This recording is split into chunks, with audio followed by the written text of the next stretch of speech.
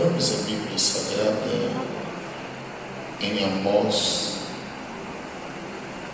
capítulo de número 4, versículo de número 12.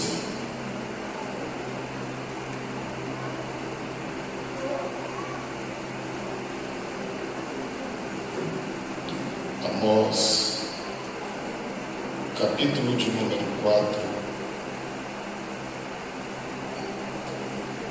versículo de número 12.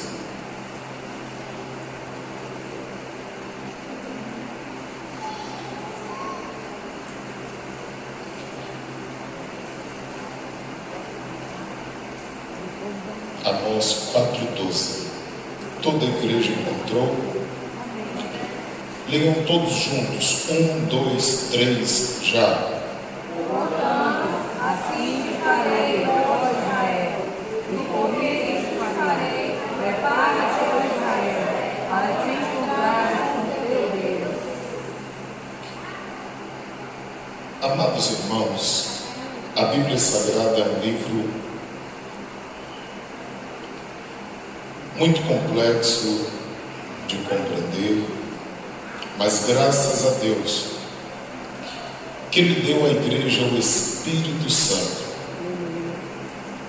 E o Espírito Santo ele tem se encarregado de esclarecer a palavra à igreja de Cristo, porque Ele é o maior interessado em que todos compreendam a sua palavra.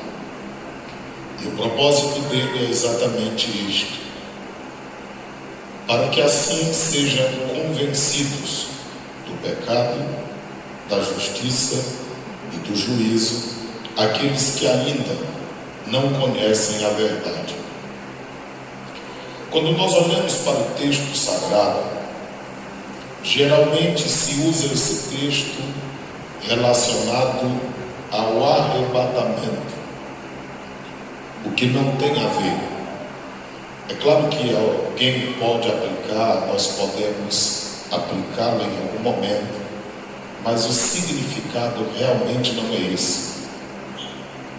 Assim também como aqui no livro de Amós, no capítulo 8, versículo 11, diz que vai chegar o tempo onde terão necessidade de água, mas não é água para beber, necessidade de pão, mas não é pão de comer, mas a necessidade espiritual. E certamente esse texto se cumpriu entre o Antigo e o Novo Testamento, quando por aproximadamente 400 anos Deus ficou em silêncio e nada disse ao povo. Quantas vezes nós já não ouvimos e talvez já até citamos Oséias capítulo 6, versículo 3, dizendo: irmãos, olha o que Oséias disse, sigamos e prossigamos em conhecer a Deus. Nada disso. Quando a gente continua lendo o texto, nós vemos que Oséias está repreendendo o povo,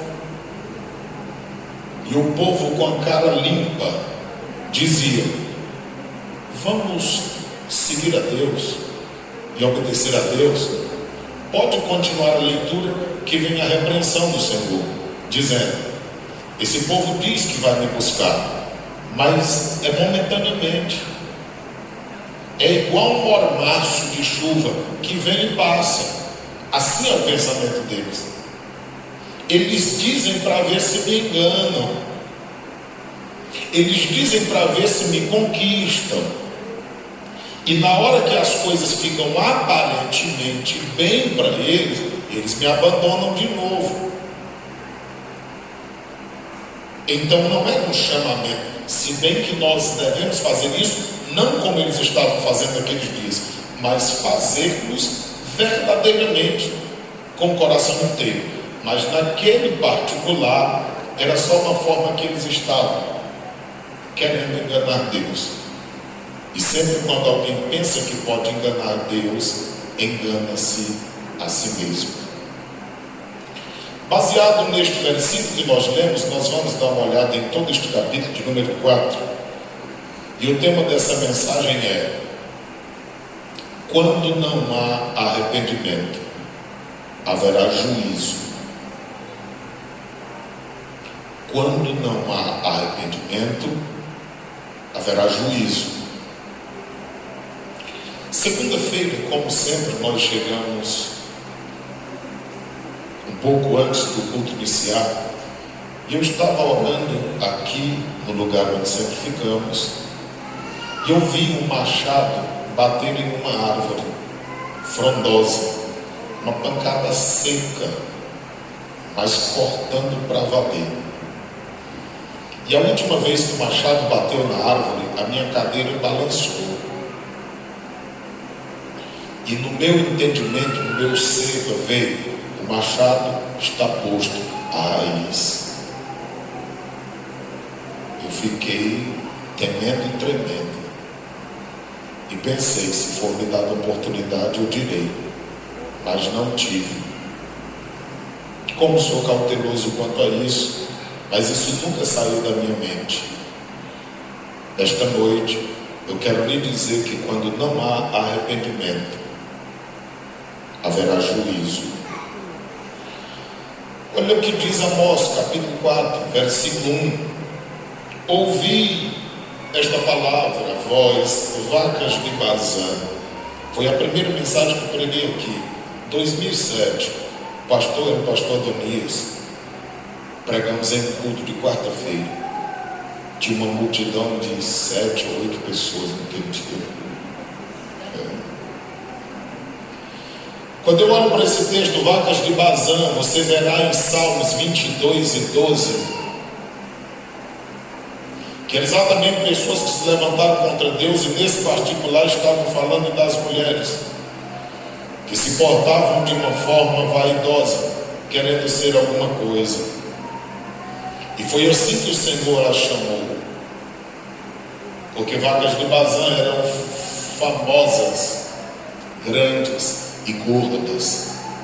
E biblicamente, quando se fala nisso, se você olhar no contexto de Ezequiel capítulo 34, estavam falando de pessoas que inchavam, se orgulhavam, ficavam cheias de si mesmas. Não está falando do físico, mas pessoas que espiritualmente estavam cheias de si mesmas, achando não precisarem mais de Deus.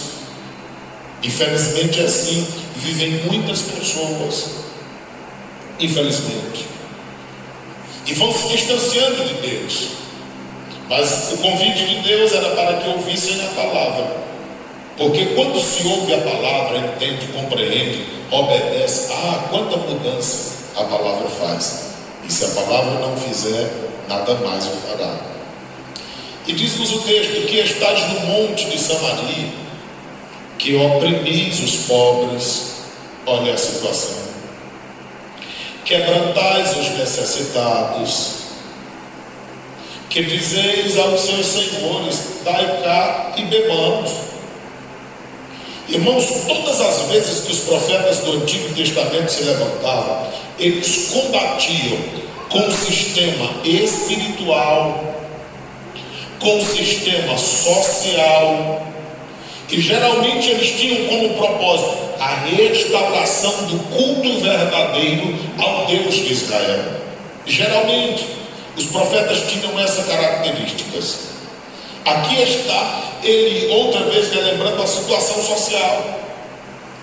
Eles tiravam dos pobres, tiravam dos necessitados e se banqueteavam nas suas orgias, às custas dos outros. E Deus nunca aprovou que nós tiremos proveito das pessoas. Afinal de contas, Paulo diz: Deus não gosta que ninguém engane o seu irmão em negócio algum, até porque Deus é vingador de todas estas coisas. Versículo 2: jurou o Senhor Jeová pela sua santidade, de que dias estão para vir sobre vós em que vos levarão com anzóis e a vossos descendentes com anzóis de pescas. 3. E saireis pelas brechas uns após outros, e vos lançareis para Hermon, disse o Senhor. Quando o Senhor está falando nesses versículos, ele estava falando àquele povo que estava vivendo uma vida distante de Deus, em desobediência. E Deus estava dizendo: se não houver em vocês arrependimento, haverá juízo. Porque Deus controla todas as coisas. Deus sabe de tudo. Deus manda em tudo. Por isso a expressão: seriam levados com anzóis os vossos descendentes, que eram os filhos deles, com anzóis de pesca. Porque aí Deus sabe que geralmente é natural que se ame os filhos. E o Senhor está dizendo que quem não o obedece, o efeito é cascata.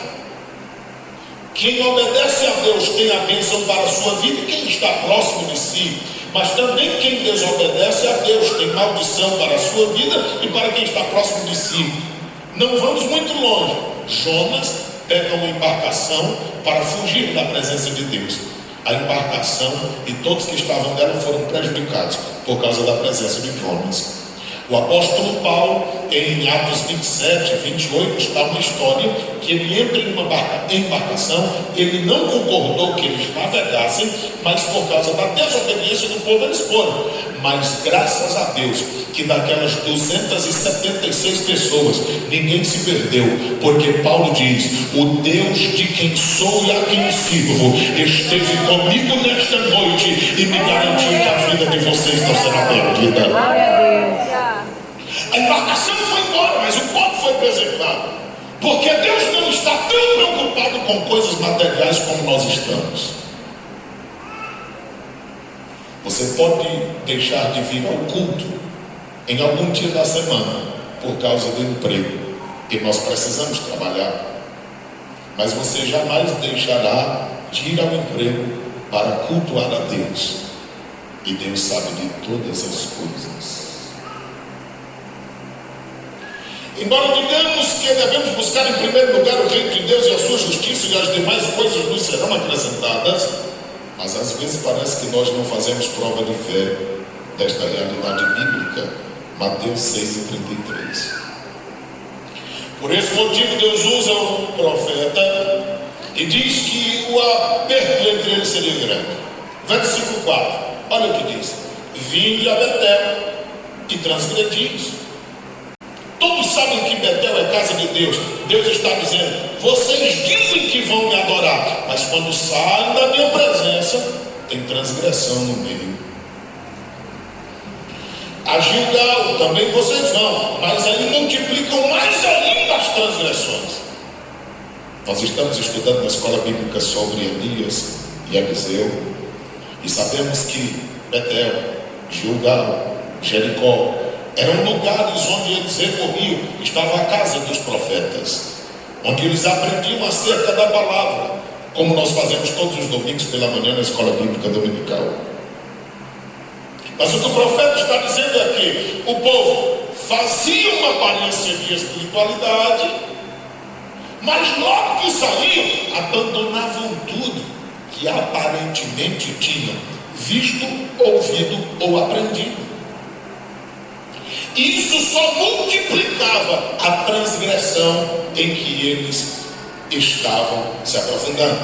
E diz-nos a Bíblia, versículo 4: e cada manhã trazeis os vossos sacrifícios, e de 3 em 3 dias os vossos dízimos, e ofereceis sacrifício de louvor do que é levedado, e apregoai os sacrifícios voluntários.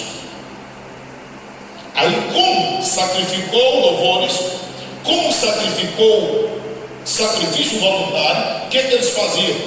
Publicavam, porque eles gostavam de se aparecer. Ó filhos de Israel, disse o Senhor. Se você analisar Deuteronômio 14, 28 e 29, Deuteronômio capítulo 12, versículo de número 6, Levítico capítulo 6, versículo 12, Provavelmente esse dizimar deles aqui era aquela situação em que eles faziam a cada 3 anos, era simplesmente alguma coisa para tentar tapar o sol com a peneira, era alguma coisa para tentar enganar a Deus. E eles vão se aprofundando neste negócio.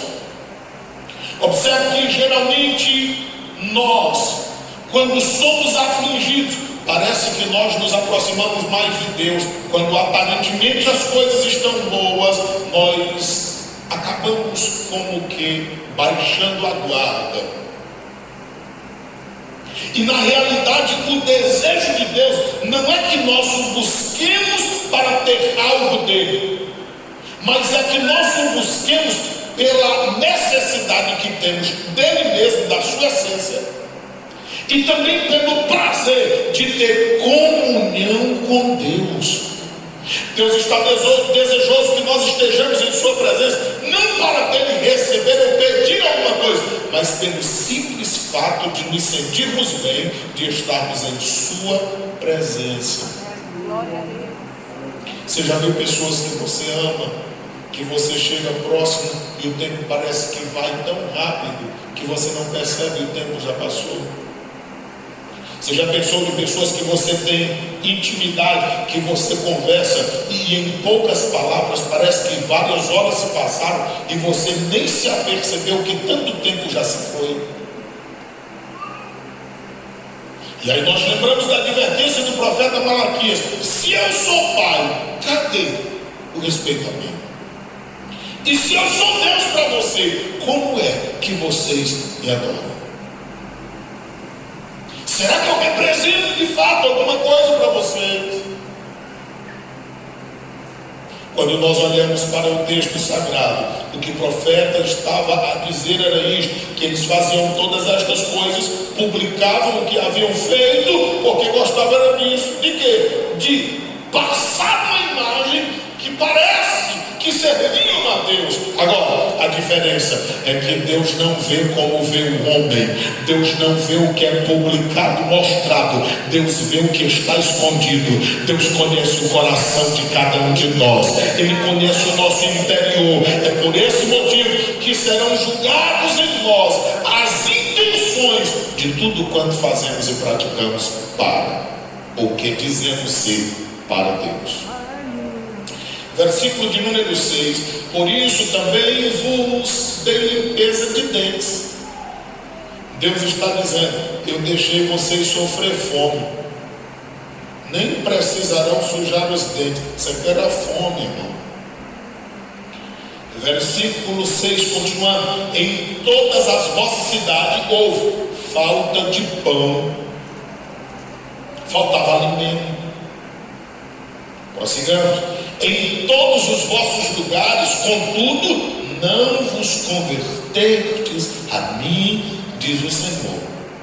É aqui onde eu estou dizendo como tema da mensagem: quando não há arrependimento, haverá juízo. Observe que no versículo 1 até o versículo de número 6, a parte B, o contato de Deus, através de todas essas punições, era para que houvesse arrependimento. O que aconteceu com o povo? Deus está dizendo: não houve arrependimento, não vos convertestes a mim. Quem disse foi o Senhor, não foi o homem, porque o homem erra, o homem falha, Deus não. Versículo 7: ainda, além disso, retive de vós a chuva. Todos sabem que o povo no tempo antigo dependiam literalmente, diretamente da agricultura. E uma vez não havendo chuva, a escassez seria maior. O texto sagrado diz o seguinte: faltando ainda 3 meses para a ceifa, e fiz chover sobre uma cidade, mas sobre a outra cidade não deixei de chover. Sobre um campo eu permiti a chuva, mas o outro, sobre o qual não choveu, se secou. Aqui também eu abro um parêntese para dizer, como já disse o nosso irmão, a terra ainda não apodreceu de vez, porque a igreja de Cristo está aqui na terra. e aqueles que servirem verdadeiramente a Deus até o final, nem que receba uma chuva e outro ali não receba, mas Deus preservará um povo na terra para cumprir os seus propósitos e obedecer os seus desígnios. É nisso que cremos, porque o Deus não mudou e jamais mudará. Enquanto tiver propósito de Deus para nós, Ele nos ajudará no que for necessário para fazermos a sua vontade. O texto sagrado diz no versículo de número 8: e andaram errantes 2 ou 3 cidades, indo a outra cidade para beberem água, mas não se saciaram. Irmãos, quando falta a presença de Deus na vida do indivíduo, nem a água sacia a sede. Quando falta a presença de Deus na vida do ser humano, é só você ler em casa cuidadosamente Deuteronômio capítulo de número 28. Os primeiros 14 versículos estão lá prometendo bênção para o povo de Deus. Os seguintes 54 versículos estão lá prometendo maldição para quem não obedeceu. As consequências de quem não obedece são piores do que os benefícios daquele que obedece. Afinal de contas, só a palavra Deus te abençoe, ou a bênção do Eterno esteja sobre você, já resolve todas as coisas, ao tempo que a maldição é como um abismo chamando outro abismo continuamente. Ao olharmos para o texto sagrado, nós vemos aqui, dizendo o texto, que eles não se saciaram com a água que bebiam. Versículo 8: contudo, não vos converterdes a mim. Você está colocando em mente, a segunda vez o Senhor diz que o povo não se converteu a Ele. Diz o Senhor, versículo 9: feri-vos com queimadura. A dificuldade havia sido tão grande que o mesmo Deus que preservou o povo de ser queimado no deserto, porque havia uma nuvem nos cobrindo, agora o Senhor está permitindo que eles fossem queimados. O texto sagrado diz aqui ainda mais: com ferrugem a multidão das vossas hortas. A plantação foi prejudicada. Irmãos, quando nós servimos a Deus verdadeiramente, tudo que é nosso tem a bênção de Deus. Quando nós não estamos segundo o que Deus quer para a nossa vida, parece que nada dá certo, mas é exatamente isso que acontece. A Bíblia diz que é melhor um bocado seco e com ele a bênção de Deus, do que uma casa cheia de farturas e com essa fartura a contenda o tempo inteiro.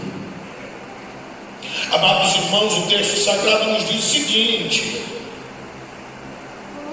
multidão das vossas hortas e das vossas vinhas e das vossas figueiras e das vossas oliveiras foi comida pela locusta. A Bíblia Sagrada está dizendo que a lavoura havia sido destruída pelos gafanhotos, pelas lagartas, haviam sido tudo destruído. Agora você sabe também que biblicamente, quando fala de vinho, está falando da vida espiritual do povo. Quando fala de figueira, estava falando da vida nacional de Israel. E quando fala de oliveira, estava falando da vida religiosa de Israel. Olhando para isso na Bíblia Sagrada, está dizendo que não somente a lavoura estava comprometida, mas também o povo estava comprometido com a sua vida espiritual, com a nacionalidade de Israel, porque os irmãos sabem que deixou de ser nação por algum tempo por causa de desobediência. E foi por isso que Jesus disse: fiquem de olho na figueira, porque quando ela florescer, está perto o verão. 1948, 14 de maio, quando foi homologado exatamente o Estado de Israel voltando a ser nação. E aí nós estamos olhando para isso e vendo os acontecimentos que encaminham para o fim. E embora nós digamos que estamos nos aproximando do fim, e um monte de gente que não conhece a Bíblia fica dizendo: fazia tempo que eu ouço essa história e eu não estou vendo nada finalizar. É porque a Bíblia, eu comecei dizendo que não é um livro muito simples de entender. Se você ler Hebreus capítulo 1, versículo 1, está dizendo que antigamente Deus falava pelos profetas, mas nos últimos dias Deus resolveu, porque é Deus quem resolve, é Ele quem determina e é Ele quem faz. Deus resolveu falar a nós nesses últimos dias pelo seu Filho. Desde quando Cristo nasceu são últimos dias, porque Deus não está falando de horários e de meses, mas está falando de tempos estabelecidos pelo seu próprio poder e pelo poder da sua palavra. Desde que Cristo nasceu, está sendo anunciado que o reino de Deus está entre nós, que o reino de Deus está dentro de nós. E Paulo diz em Romanos 14, 17: o reino de Deus não é comida nem bebida, mas sim é gozo, paz e alegria de espírito. Quando o reino de Deus está dentro de nós, as circunstâncias em nossa volta não interessam, porque dentro de nós a paz com Deus, a comunhão com Deus, a alegria do Espírito, há uma alegria indizível que nós não podemos expressar com palavras, mas nós sentimos e sabemos que é verdadeira. O texto sagrado nos mostra, amados irmãos, no final do versículo 9: foi comida pela locusta, contudo não vos convertestes a mim. Terceira vez. Versículo de número 10: enviei a peste contra vós. Todas estas coisas anunciadas aqui, que aconteceu com o povo de Israel, estão contidas lá em Deuteronômio, capítulo de número 28. É só cuidadosamente ler em casa. O texto sagrado diz: a maneira do Egito, ou seja, do mesmo jeito que eu fiz com você, que eu livrei vocês no Egito, porque na libertação Deus preservou o seu povo, mas agora estava permitindo que eles fossem feridos, a fim de que se arrependessem.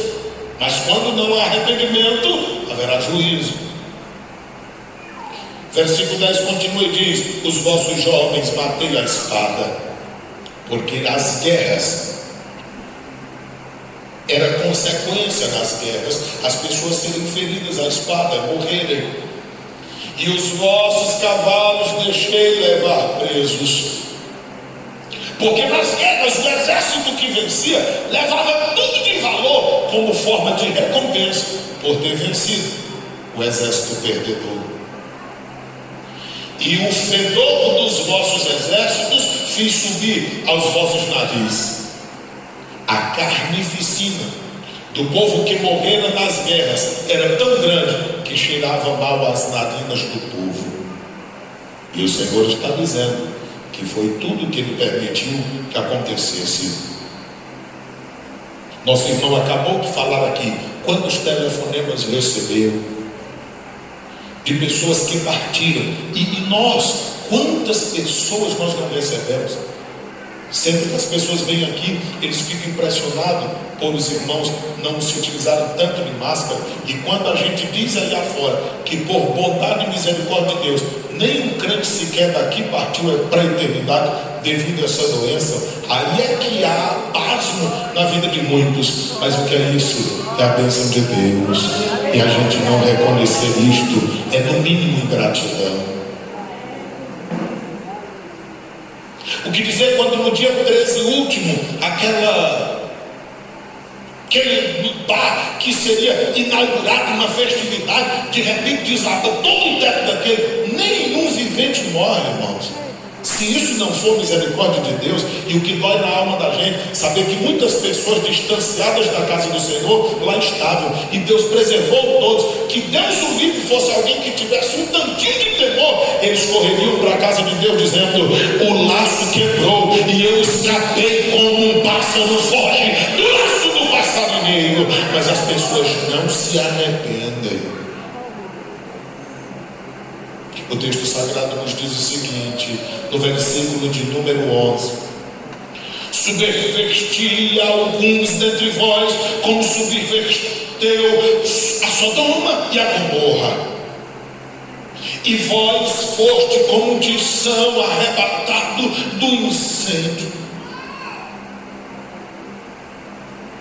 O que Deus estava dizendo ao povo era o seguinte: da mesma forma como Sodoma, Gomorra, Admar, Zeboim, as cidades circunvizinhas, elas foram incendiadas, Deus estava permitindo que nesse tempo, no meio do seu povo, houvesse incêndios também. Mas só que o povo de Deus, por incrível que pareça, Deus estava preservando da morte.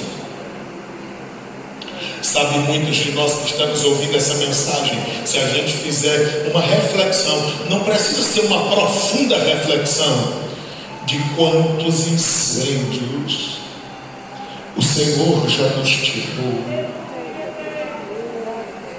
Se nós pararmos e pensarmos na nossa vida, analisando de quantas situações dificílimas a mão do Todo-Poderoso já nos foi livrar de lá.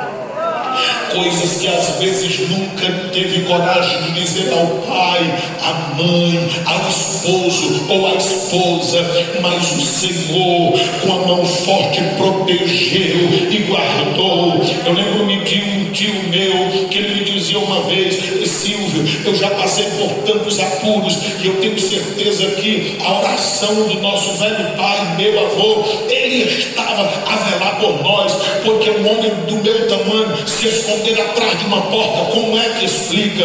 E os meus tios são mais ou menos o mesmo porte, e ele dizia: quantas vezes eu não me escondi atrás de uma porta e homens me procuravam com revólver, com faca, e eu não creio em coisas do mal, eu cria em Deus mesmo na perdição. Eu tenho convicções no que estamos dizendo pela palavra, que há pessoas que me ouvem, que como uma brasa tirada do incêndio, assim foram tirados de incêndios terríveis. Isso aconteceu, sabe por quê? Por causa do amor e da misericórdia de Deus por a nossa vida, ou por alguém que intercede por nós. Mas é triste ler outra vez, diz o versículo: não vos convertestes a mim, diz o Senhor. Eu me disse que o versículo 12 não tem a ver com o arrebatamento, embora se aplique a isto. Mediante todas as formas de chamar a atenção do povo que Deus usou e não conseguiu, quando não há arrependimento, haverá juízo. Aí chega o versículo 12 e diz: portanto, assim te farei, ó Israel. Silvio, tu está pregando uma coisa que é para Israel, para nós. E quem disse que nós não somos Israel também? João capítulo 1 diz: ele veio para o que era seu, mas os seus não receberam. Mas todos quanto receberam, deu-lhes o poder de serem feitos filhos de Deus, a saber os que creem em seu nome. Aos Gálatas 6,16 está escrito: vós sois o Israel de Deus. 1 de Pedro 2, 8 e 9: vós sois sacerdócio real, nação santa, povo de exclusiva propriedade do Senhor, que Ele vos tirou das trevas, vos trouxe para a maravilhosa luz, para fazer o quê? Para anunciar o testemunho de Cristo, para pregar a Cristo, para anunciar a Cristo a todas as pessoas que precisam ouvir o Evangelho. Versículo de número 12 diz: assim te falei, ó Israel, e porque isto te farei, prepara-te. para encontrares com o teu Deus. Isso aqui estava falando do juízo, tanto assírio quanto babilônico. Porque como Deus cercou o seu povo de todos os meios e formas, para que eles se voltassem para Deus, para que Deus pudesse livrá-los, e eles não quiseram, Deus disse: então prepara. Porque Deus é assim, como um Pai amoroso e misericordioso. Ele sempre dá os lampejos das coisas que estão para acontecer e por vir. De tal forma que em Jó 33, versículo de número 13 a 16, diz que Deus fala uma vez ao homem e ele não dá ouvido. O Senhor fala outra vez ao homem, ele não dá ouvido. Ele vai dormir e o Senhor no sonho torna a falar com ele outra vez, a fim de lhe ensinar os seus estatutos. Deus sempre está interessado que nós aprendamos alguma coisa, mas nós às vezes nos fugimos da presença de Deus. Mas o texto diz: prepara-te, ó Israel, para te encontrares com o Senhor teu Deus. Deus é bom, Deus é misericordioso, Deus é tudo isso, mas Deus também é juízo. Não queiras tu conhecer a face do juízo de Deus. Irmão Ajomar, conhecido por todos vocês aqui, filho da irmã Graça, do Senhor Cícero, lá que congregou na Bela Vista. Seu filho em uma desobediência fora do comum, e ele disse que Deus o revelou o que aconteceria diante na vida do mesmo, e ele não obedeceu. Envolvendo-se em um acidente de moto, embriagado, ele levantou, deu entrada no hospital, disse como estava, do que precisava, o que era necessário, e após ter dado todas as informações necessárias para fazer a ficha e dar entrada no hospital, ele apagou. E até hoje os irmãos sabem da história. Passa um tempo no Presidente Dutra, porque ninguém tem uma UTI disponível o tempo todo, a vida toda para alguém. Passa um tempo em Barra do Corda, por esses dias está em Lago dos Rodrigues. O ruim é porque não sofre só, sofre toda a família. E há um pensamento: será que vive ou não? Será que escuta ou não? Será que está sabendo do que se passa ou não? Mas tudo fruto de desobediência. Quando não há arrependimento, há juízo. Para que você não pense que é fácil fugir de Deus, aí Deus deixou algumas características, versículo 13, encerrando: porque Ele é o que forma os montes. Todo monte que você viu, foi Deus quem formou e o estabeleceu, porque Ele é Deus e todas as coisas faz pela excelência do poder. Ele cria o vento, é Deus que faz nascer o vento, os circuitos, é Deus. Versículo de número 13 diz: Ele declara ao homem qual o seu pensamento. Às vezes a gente prega alguma coisa aqui e alguém diz: você hoje me respondeu alguns questionamentos que eu fiz quando li a Bíblia, ou quando eu vim ao templo, ou quando eu conversava com alguém. Porque Deus conhece até os pensamentos do ser humano. Ele é o que faz da manhã trevas. Quem é que não sabe que ao amanhecer tudo é trevas? Mas se tratando de uma vida espiritual também, está falando de que o dia que era para desfrutar da clareza do dia, às vezes muitos estão vivendo em densas trevas. Às vezes tantas coisas que nós estamos tendo, que era para ser tudo aproveitado, mas as pessoas por desperdiçarem ainda estão em trevas.